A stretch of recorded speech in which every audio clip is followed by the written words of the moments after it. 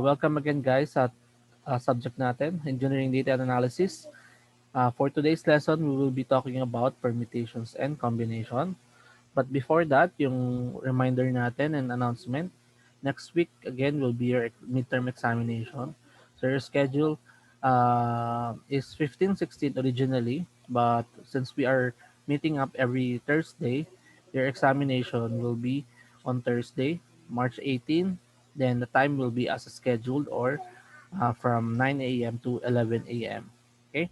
So, yung pointers to review is of course yung mga na-discuss natin for the previous weeks. So, ano-ano ba yung mga na-discuss natin from the previous week? So, starting from uh, yung sa measure of dispersion and skewness, no? Kasi yung first week natin, we were not able to meet kasi holiday that time, no? So, yung pinaka-pointers natin is yung lecture natin last week and today's lecture. Okay? Then, tama ba? So, yes, tama, no? So, yung pagkuha ng variations, ng variance, ng standard deviation, and pagplot ng skewness natin, and of course, yung today's topic natin will be all included in our examination next week. Okay? Then again, as a reminder, please settle your accounts, or if not available pa, you can always ask the administration building or the treasurer to issue a certificate or promissory note so that you may be able to get your midterm grade 2 weeks after the midterm examination. Okay? So let's proceed with the lesson. So at the end of this lecture, hopefully these are the things that you will be able to get. Okay? First one is to illustrate yung principle of counting. Next is yung apply ng principle of counting in various problem solving or examples. Next is to define and illustrate permutations problem. Then we have to define yung combination and how it is related from permutation or different from permutation. And lastly is to apply this two probability options to various applications or problems. Okay? So let us first start with the principle of counting. Okay? So in the study of statistics, sabi nila, we deal with two kinds of problem. The first one is nililist natin what are the possible things that can happen in a given situation. Ibig sabihin, lahat ng pwedeng scenario na mangyari sa isang situation. Okay? Then yung second is yung pag-determine nung iba't ibang bagay na yon without even making the complete list. Okay? So, meron tayo, pinakamaganda siguro, simplest example is, let's say for example, mag-toss tayo ng coin. Okay? So sa coin, pag nag-toss tayo ng coin, ilang outcome yung pwede nating makuha? Pag nag-toss tayo ng coin. Apat po. Ano lang, isang barya lang, ito-toss natin. Dalawa. Okay? So dalawa lang, no? So meron tayong tinatawag na head and tail, no? So yung ulo, tsaka tao ibon kung sa Tagalog, no? Pero sa head or tail sa English, no? Yung front and back nung mismong coin natin. So ito yung dalawang pwedeng outcome kapag nagtotoss tayo ng coin, kapag nagtatalang tayo ng coin. So let's say gawin natin ng 3 tosses, no? Tayo ng 3 tosses. So apply natin yung first one. Identify natin yung ililist natin lahat ng yung pwedeng maging outcome o yung combination ng mga lalabas kapag nagtalang ka ng 3 beses. Okay? So sabihin natin ito yung first toss natin, second toss, then third toss. Okay? Sa first toss natin, ilan ang pwedeng outcome? So we have Dalawa po. 2 outcome. Pwede siyang maging head, pwede siyang maging tail. Okay? Sa second toss natin, ilan ang outcome na pwede? Okay? So Head and dalawa pa tail. din, no? So same din dito. Dalawa pa din dito. Then dito, sa third toss natin, dalawa pa din yung pwedeng mangyari. Okay? So, kung papalist natin yung yung lahat ng pwedeng lumabas ng outcome, ito yung outcome na pwede nating makuha, no? Ah, okay. Papatay muna ng sound wave. Okay. Okay. So, yung first natin pwede makuha, pwede tayo makakuha ng combination na HHH. Pwede makuha natin HHT. Meron tayong HTH, HTT, then THH, THT, TTH, and TTT. Okay. So ito na-list natin yung lahat ng possible outcomes without even repeating yung kaparehas niya, no? So ilan to? 1, 2, 3, 4, 5, 6, 7, 8. Ibig sabihin, may 8 ways na pwedeng mangyari or combination na pwedeng mangyari kapag nag-toss tayo ng 3 beses ng coin. Okay? So, yan yung example nung sa una natin na nililist natin lahat ng pwedeng mangyari sa given situation. Okay? So, paano yung sa second one? I-determine natin kung how many pero without even listing everything. Okay? So, without even using tong tree diagram natin, okay, tawag dyan tree diagram kasi nag-stem out tayo ng mga outcomes, no? So, paano yun? Ito yung sa first step natin. Yung sa second option daw natin, is without even listing yung mga outcomes natin. So we have yung mga first toss, second toss, and third toss, no? So mangyayari pag sa second option, dapat i-determine mo lang kung ilan yung uh, possible na mangyari, then yung total, yung outcome in each toss, i-multiply mo with each other. So let's say yung sa first toss, ilan meron tayo pwede? We have 2 outcomes, no? Then sa second toss natin, we also have 2 outcomes. Okay? Sa third toss natin, dalawa din yung outcome na pwedeng mangyari sa atin. So when we get the multiplication of that, 2 times 2 is 4, 4 times 2 is 8. So meron tayong 8 ways to get yung combination na yun. So the same number nung first one natin, ang kaibahan lang is hindi natin siya malilist out agad-agad, no? Pero kung halimbawa ang hinahanap lang naman sa problem is how many ways o gaano karami yung combination na pwedeng magawa, the second option is more suitable do sa solution kasi hindi siya time consuming. Paano kung hindi coin yung pinag-uusapan natin? Diba pinag-uusapan natin deck of card, no?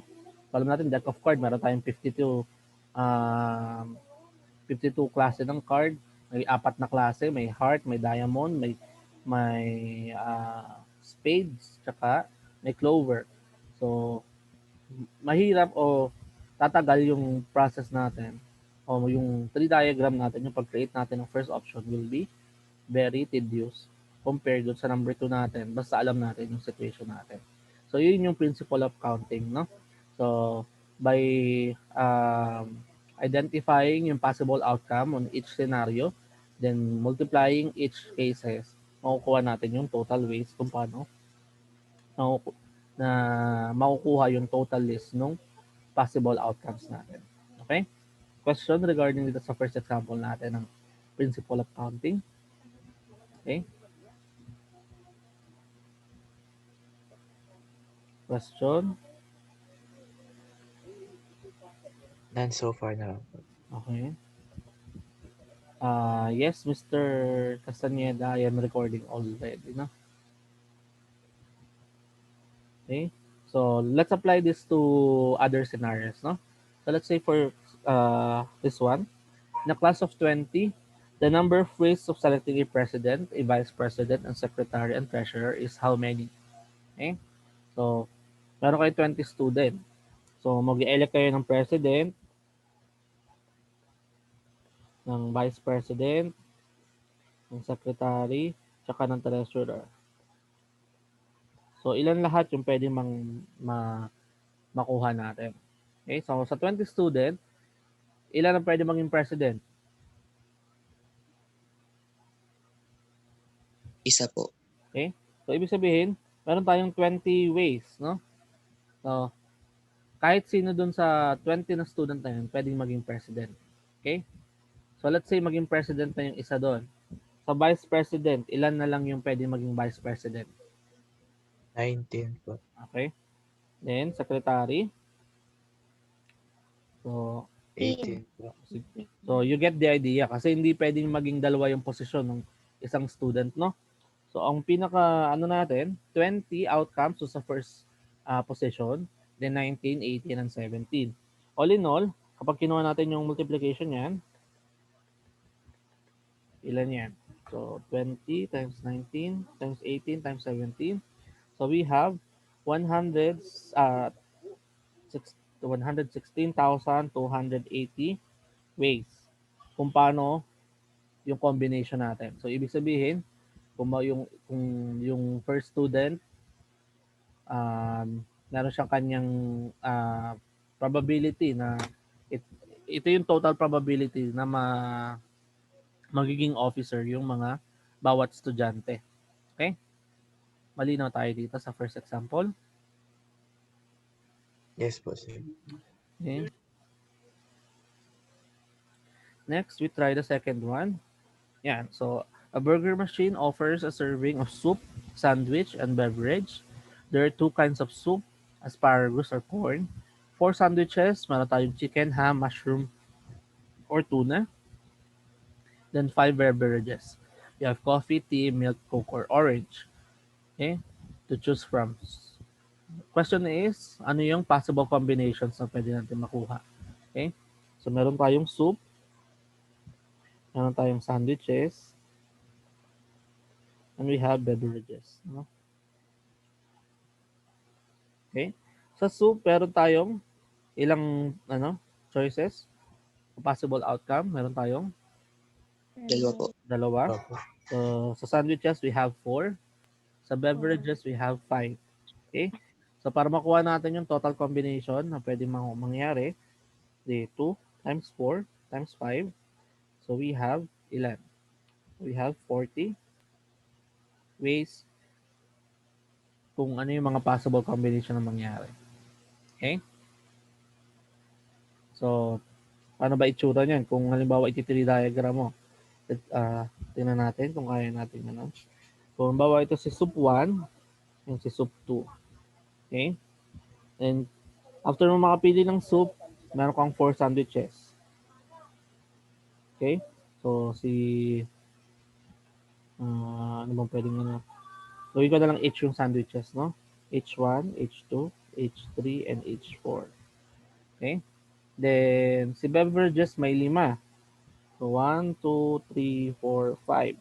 So, B1, B2, B3, B4, and B5. Okay? So, sa bawat isa, ilang combination tayo? 1, 2, 3, 4, 5. So, meron tayong 5, 10, 15, 20. So, 20 dito sa isang tree diagram mula dun sa soup 1. Then, additional 20 dito sa second soup, klase ng soup natin. Kaya, ang total niya naging 40 ways. Okay? So, without even outlining yung lahat ng possible choices natin, we were able to identify yung all possible combinations. Okay? Question sa principle of counting before we proceed to sa next topic. Wala po. Ano naman? Okay? So, try natin isa pa example para check lang natin kung talaga. So, if an experiment consists of throwing a die and then drawing a letter from the alphabet, how many points are in the sample space? Okay? So, meron tayong throwing a die. Okay, so singular, ibig sabihin dice yun, isang piraso lang, no? Then, meron tayong letters of the alphabet, so letters. Ilan ang possible outcomes ng die natin? 6 po. Okay, so 6, no? So hindi familiar, diba, six-sided, ano yon. So, meron tayong ganyan. Tapos, yan. So, 3 yung dito sa front face, then yung sa back face natin. Tatlo din, no? Tsaka yung sa bottom. So, bali 6, no? 6 to. Then sa letters natin, ilang letters ng English alphabet? 27. Sobra, no? So, 26 26 lang. po. 26 lang, no? 26 po. Okay. So, pag English alphabet, 26 lang. Pag ano, may N yun na yun. Pag may 27. Okay. Then, pag pinapano yung sample space natin, so we just need to multiply that one. 26 times 20, at 6 times 26 is 156.2. 156. Okay? Simple lang naman, no? Basta ma-identify mo yung all possible outcomes, madali na natin makuha yung possible combinations natin. Okay? Next. So, ito yung pag-generalize ng principle of counting. So, if an operation can be performed in n1 ways, and if for each of this, a second operation can be performed in n2 ways, and for each of the first two, a third operation can be performed in n3 ways, and so forth, then the sequence of k operations can be performed together in n1, n2, and nk ways. Anong ibig sabihin nun? Ibig sabihin, yun nga, ginagawa natin. Um, yung outcome ng isa, then outcome ng pangalawa, outcome ng tatlo, then we use multiplication to indicate yung all possible combinations that we can get dun sa um, combination natin. Okay? So, um, more example regarding this principle of counting. So, a drug for the relief of asthma can be purchased from 5 different manufacturers in liquid, tablet, or capsule form, all of which come in regular and excess strength. How many different ways can a doctor prescribe the drug for a patient suffering from asthma? Okay. So, identify natin muna yung mga iba't ibang iba't ibang operation natin or yung situations natin. So, yung first one, a drug for asthma can be purchased from 5 different manufacturers, no? So, yung manufacturers natin, meron tayong 5, no? Then, meron tayong liquid, tablet, and capsule form. So, ibig sabihin yun yung klase ng gamot, no? So, lagay natin, ano na lang, drug form na lang. So, we have liquid, tablet, and capsule. So, tatlo yung choices natin doon. And, meron tayong dalawang klase ng parang doses, no? O yung strength niya. We have regular strength tsaka extra strength. So, drug strength na lang lagay natin. We have 2. So, ito yung considered as N1. Ito yung N2, N3. So, para makuha yung total weight, we have N1 times N2 times N3. So, 5 times 3 times 2. So, we have 30 possible combinations or prescriptions that the doctor can choose from. No? Okay?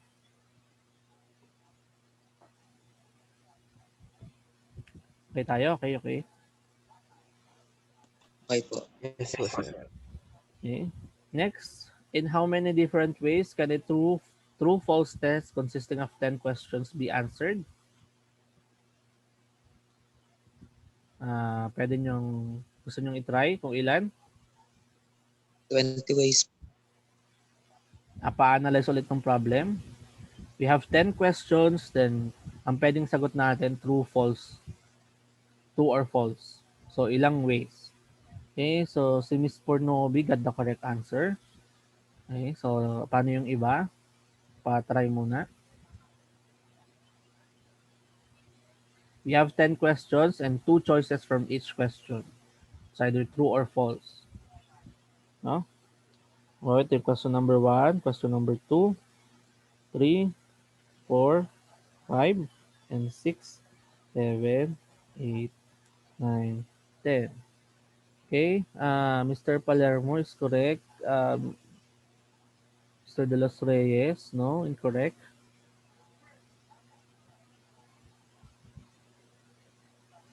Okay, Miss Non is correct. Okay, so sa first question, okay, Mr. Febridal, okay, correct. So, ibig sabihin, first question, meron tayong true, false. Meron tayong true. Yan, tama, Miss Revillosa. Okay. So, meron tayong second one, 2, 2, 2. Lahat tayo may 2, no? So, ibig sabihin, 2 times 2 times 2 times 2 times 2 times 2 times 2. Doon, 1, 2, 3, 4, 5, 6, 7, 8, 9, 10. So, ilan yan pag minultiply? The answer is 1024 ways. Okay? So, Miss Bulado. Okay, tama. Okay? Question para dun sa iba. 1024 po ang sagot.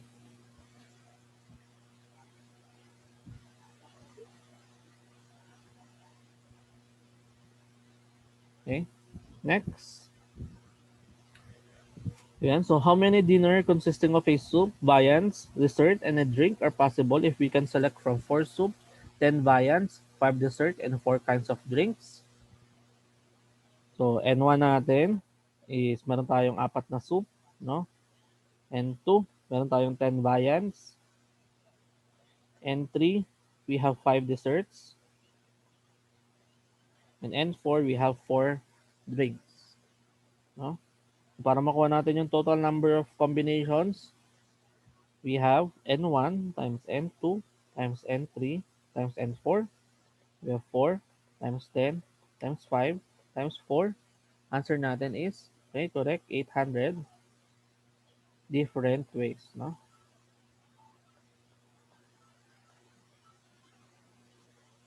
Okay? Okay, correct, correct. Tama, no? Okay.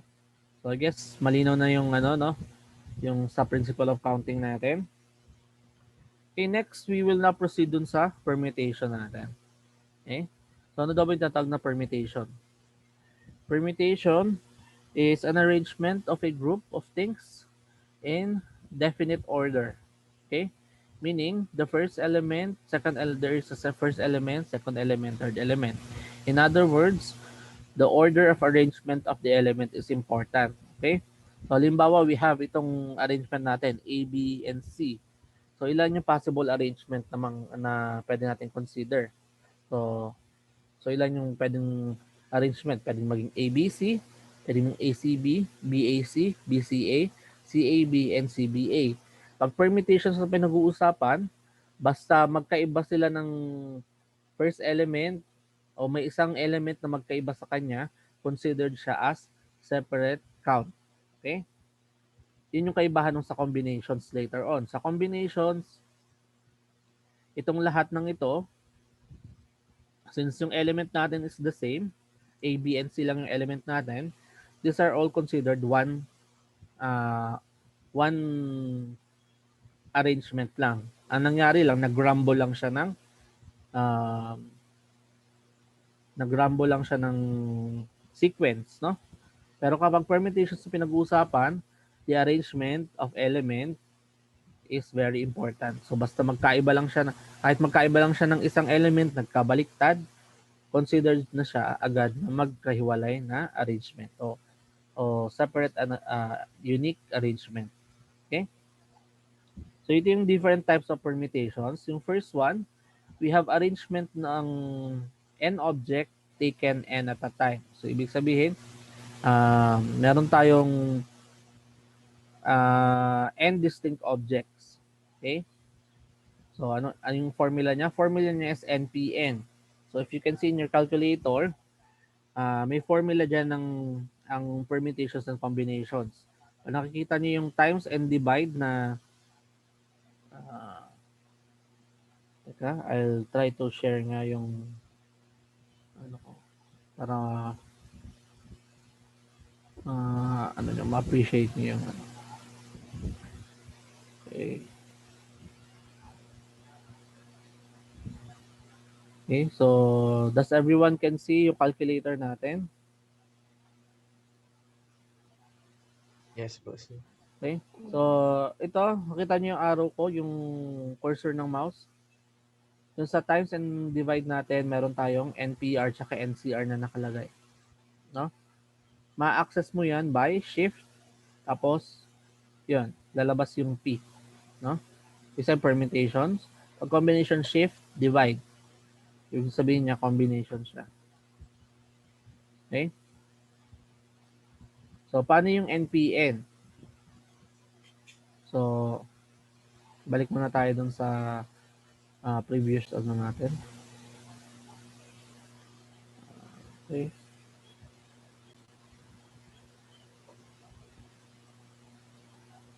Okay. Ang meaning daw ng NPN is equals to n factorial. Okay? So meaning, yung meaning ng n factorial is n times n minus 1 times n minus 2 times n minus 3 times n minus k. So ibig sabihin, kung limbawa meron kang um, five, five elements, no? Tapos gusto mong hanapin yung number of ways kung paano siya, kung ilang pwede ma-arrange. Ibig sabihin, yung n natin will be 5. So, 5p5 is equals to 5 factorial. So, ang 5 factorial natin, ibig sabihin 5 times 5 minus 1, 5 minus 2, 5 minus 3, 5 minus 4. Okay? So, yan. So, when we try to simplify yan, ito yung mangyayari dyan, which is the equivalent ng 5 factorial. Okay? Kasi diba, pag ibig sabihin ng 5 factorial, gawin ay 5 times 4 times 3 times 2 times 1. Okay? So, yung total niya will be 5 times 4 times 3 times 2 times 1 is 120 ways. Okay? So, example, uh, okay? So, let's say meron tayong 5 engineering board examinees, no? Ang sabi, in how many ways can this student or examinees be lined up to go inside the testing center, no? So, kung ilang possible arrangement pwede siyang mag-line up. Okay? So, since 5 din yung napa-example dito pala, so 5p5, so therefore, 5 factorial, meaning 5 times 4 times 3 times 2 times 1. So, we have 120 ways. Okay? Another example. In how many ways can 4 dating reviewees be seated in the review center without restriction? Okay, in how many ways can 4 dating reviewees be seated in a review center? So, 4 dating reviewees. So, sa isang date, ilang tao ang involved? So, we have 2 person, no? So, kung 4 dates yun, we have a total of ilang tao? 8, no? So, ang hinahab natin is 8p8 equals yan sa 8 factorial or 8 times 7 times 6 times 5 times 4 times 3 times 2 times 1 or 40,320 ways. Okay? So, paano yan pag dun sa calcu natin? Okay? So, let's say ito yung calcu natin. So, i-input natin yung 8p8. So, 8 shift times 8 equals, yan, lalabas na siya agad. No? 40,320. So, yung kanina, 5p5, 5p, shift plus 5 equals 120 ways. Okay? Then, paano naman yung pag-isa? Pag halimbawa, alam mong 8 factorial yun. So, 8, tapos shift, ito yung factorial natin, nandito. So, same lang din yung lalabas sa sagot. Okay? So, 5 factorial, shift, to 120 ways. Okay? Okay. Let's go back to sa slide natin.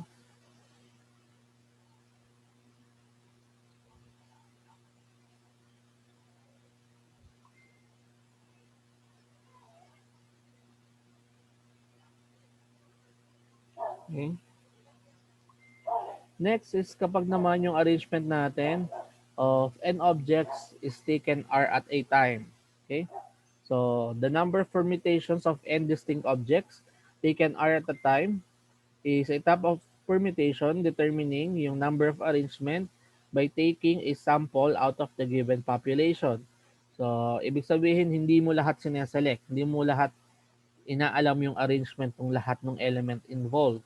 So, ibig sabihin, halimbawa, if you have 5, halimbawa, gusto mo, mayroon ka lang dalawang gustong maging uh,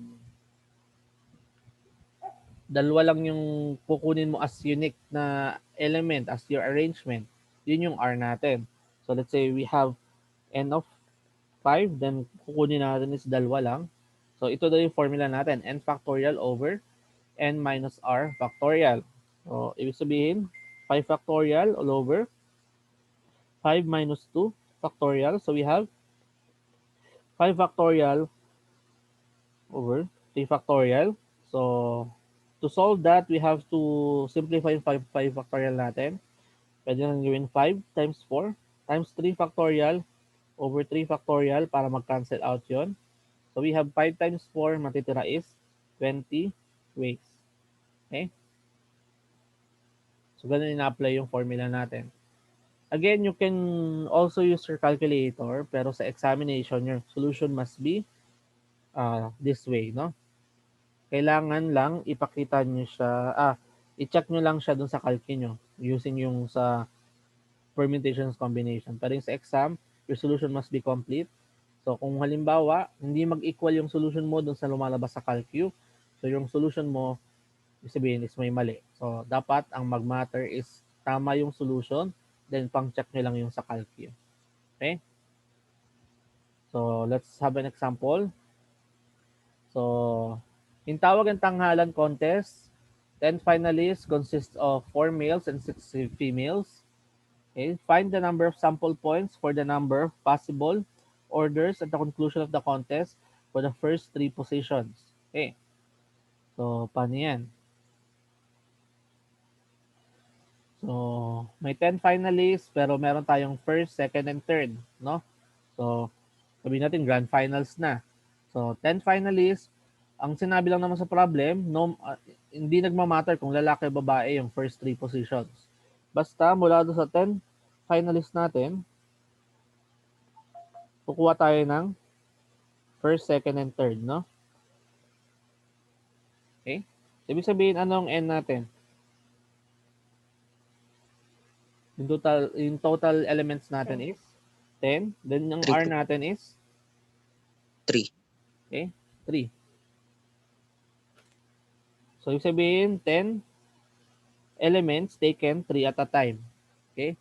Ito yung number of ways na pwedeng maging first, second, and third yung um, tatlong elements sa kanya.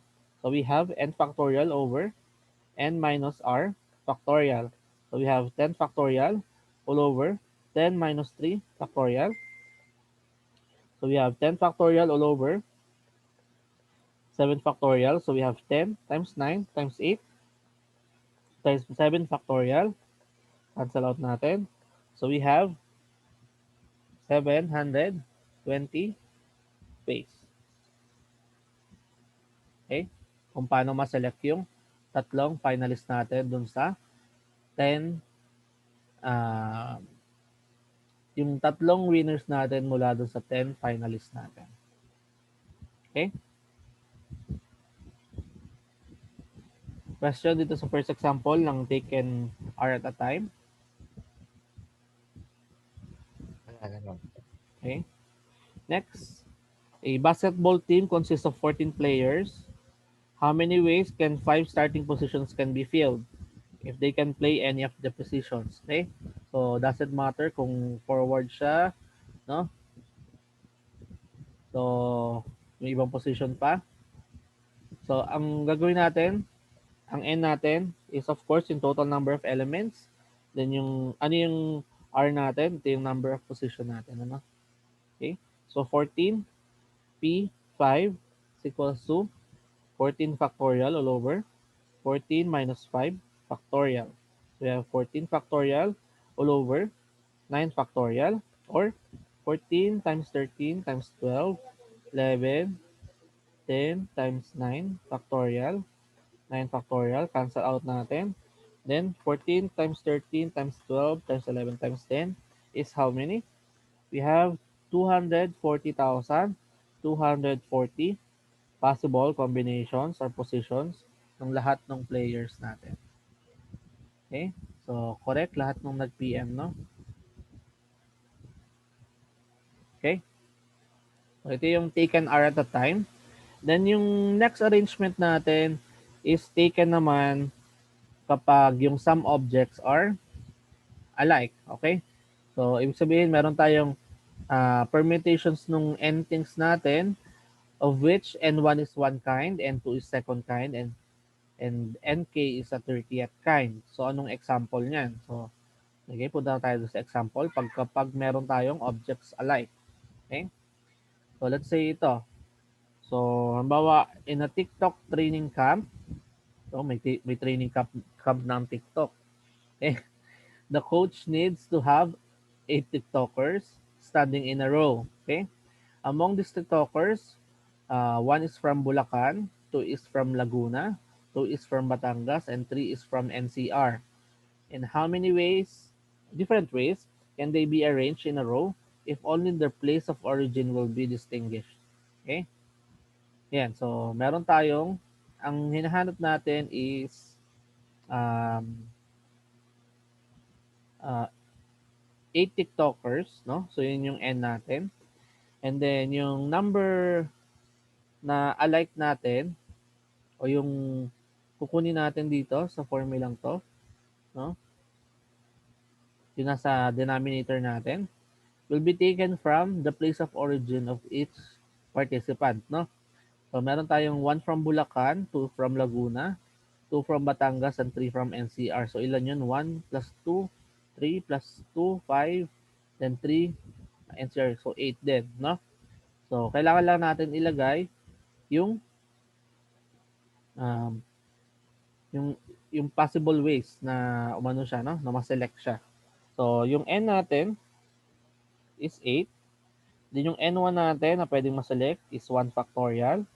And 2 is 2 factorial.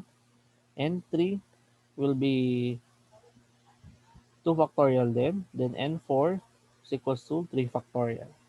So, yung number of arrangement or ways na pwede natin silang i-conclude is 8 factorial all over 1 factorial times 2 factorial, 2 factorial, tsaka 3 factorial. Okay? Then simplify natin, we have 8 times 7 times 6 times 5, 4 times 3 factorial. All over, 1 factorial is just 1. 2 factorial is 2 times 1, so 2 times 2. Then 3 factorial. So cancel out natin to. Then yung 4 natin, pwede natin cancel out to. Okay? So matitira sa atin is 8 times 7 times 6 times 5. So we have 1,680 arrangements.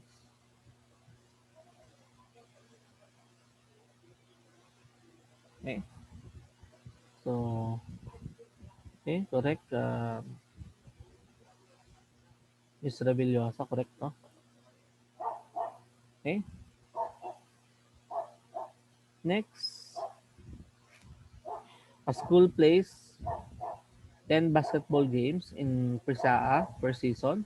In how many ways can Enverga Wildcats, yung team natin basketball, end their season with 6 wins and 4 losses? Okay? So, yung number of wins and number of losses na pwede mangyari. So, ang N natin is yung total elements. So, yung games natin is 10. Yung possible outcomes natin, we have 6 ways na mananalo. And yung N2 is 4 na beses matatalo. Okay? So, yung probability natin will be 10 factorial all over 6 factorial, 4 factorial. So, we have 10 times 9 times 8 times 6, 7 times 6 factorial all over 6 factorial. Cancel out natin yon. Tapos meron pa tayong 4 times 3 times 2 times 1. Okay? So, yung 8, pwede natin makancel dito. So we have 10 times 9 times 7 all over 3. So ilan yan? Um, divide natin ng 3. So we have 210 ways. Okay? Okay, correct po yung lahat ng PM. Okay? So yan yung pang-apat na type ng permutation natin. Then next, we have yung circular permutations, yung tinatawag. Okay? So kapag halimbawa, ina-arrange natin yung given elements natin o sample natin into a circular arrangement. Okay? So permutations that occur by arranging objects in a circle. So to find the number of ways of arranging these elements in a circle, we first fix or select a position for one of the objects. Okay? So yung formula niya is n minus 1 factorial. So let's have an example. In how many ways can 6 students be seated in a round dining table? Okay? So, yan. Sabi mag-fix ka ng isa, no? So si student 1, ayan, naka-fix siya dyan. Then we have student 2, 3, 4, 5, and 6. Okay? So ito yung isang arrangement natin. Yung isa pang arrangement natin, naka-fix lang si 1. Pwede maging 3, 2, 4, 5, and 6. No? Nag-interchange lang yung 2 and 3 natin. And so on and so forth hanggang ma-rearrange natin lahat. No? So, makukuha natin yan as n minus 1 factorial. Kaya nagma-minus 1 kasi pinix natin yung isa. Okay? So, ilan yung total number of student natin? We have 6, no? Minus 1, yun yung naka-fix. So, we have 5 factorial. Or 5 times 4 times 3 times 2 times 1. So, we have, ilang ways? 120 ways. Okay?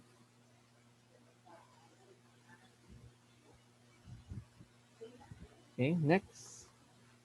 In how many ways can a caravan of 8 covered kalesa from Intramuros be arranged in an oval track? Okay? So again, formula natin is n minus 1 factorial. So n natin is 8 minus 1 factorial is equals to 7 factorial. Or 7 times 6 times 5 times 4 times 3 times 2 times 1. Or equals sa 5,040 ways. Okay?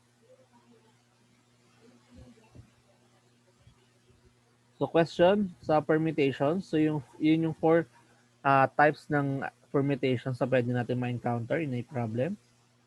No? Yes, so far Question. naman. Okay?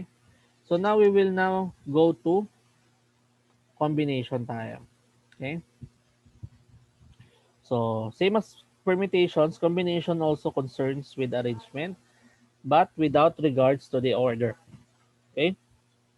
Ibig sabihin niya, yung arrangement ng elements are not that important. Okay?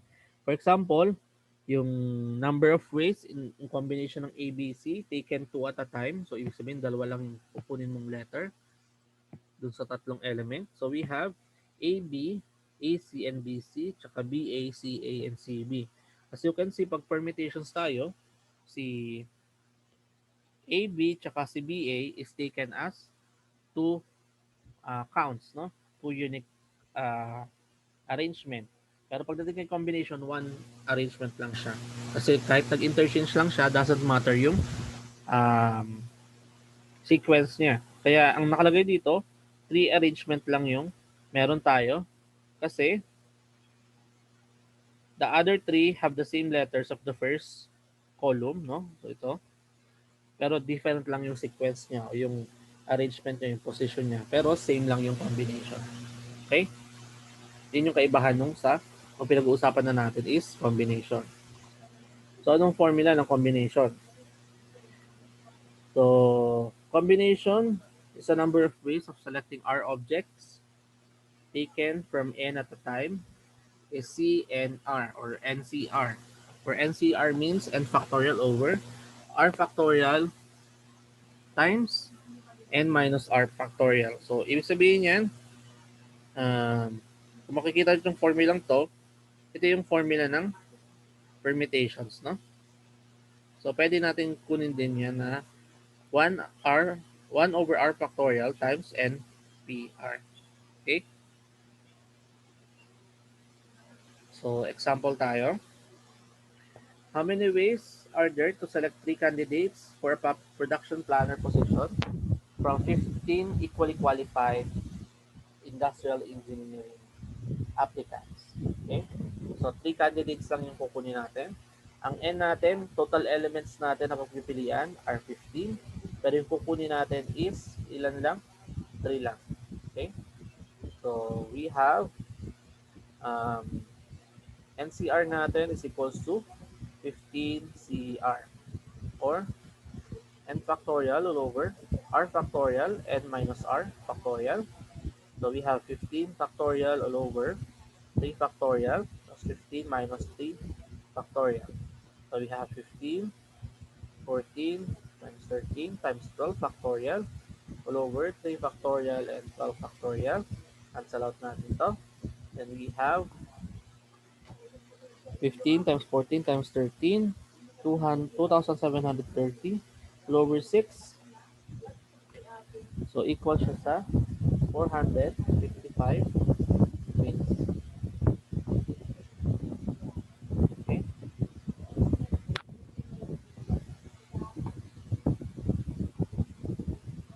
Next, how many ways we can select 4 balls of the same color from a basket that contains 6 blacks and 5 white balls. Okay?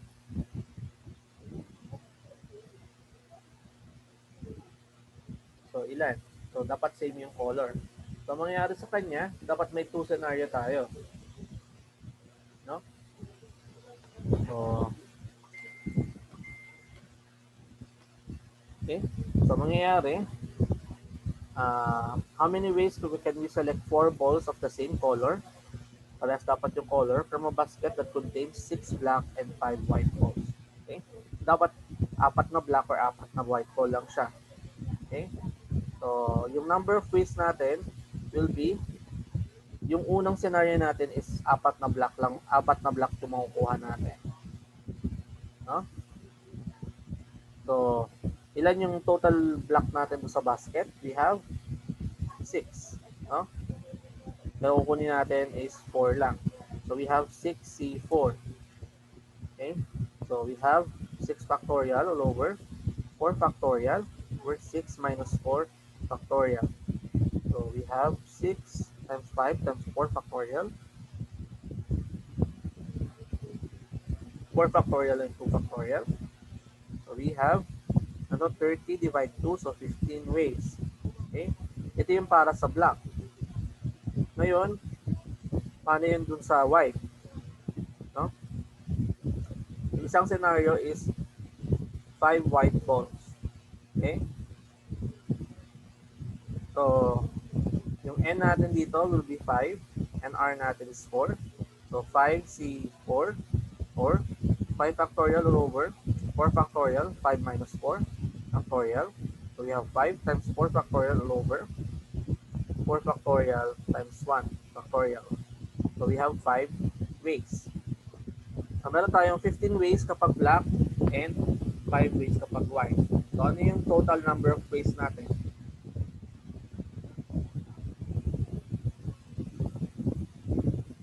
Ilan na magiging total natin? Okay? So total natin is 20 ways. Okay? Bakit naging 20? Ba't hindi pinag-multiply yung 15 tsaka 5? No? Kasi yung ginawa natin is dalawang scenario. Ang para nangyari sa kanya, makukuha natin is black or white. No? It's either 4 na black or 4 na white. Kapag ganun yung arrangement natin, kung bawa nag-isip tayo na word na or, ang ang operation natin sa kanya is addition, ano? Okay? So kung ilan yung ways dun sa para sa black na outcome, then dun sa white outcome, pag-addin lang natin. So 15 plus 5, yun yung total number of ways na pwede natin makuha yung same color sa kanya. Okay?